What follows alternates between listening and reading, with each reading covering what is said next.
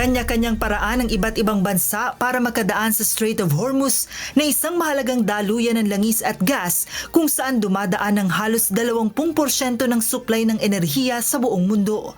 Sa gitna ng banta ng Iran na targetin ng mga barkong dadaan dito, ilang bansa na ang direktang nakipag-usap sa Tehran upang matiyak ang kaligtasan ng kanilang mga sasakyang dagat.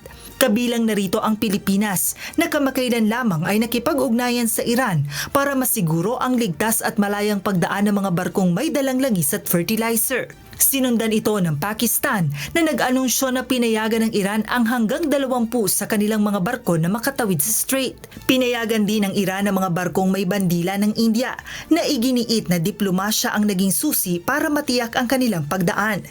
Maging ang China na pinakamalaking bansa na bumibili ng langis sa Iran ay kinumpirma na may ilan sa kanilang mga sasakyang dagat ang nakatawid na rin sa strait matapos ang koordinasyon sa mga kinauukulang ahensya. Kasama rin ang Malaysia na nagpabatid na may ilan sa kanilang mga tanker ang nabigyan ng pahintulot ng Iran na makatawid sa nasabing daluyan.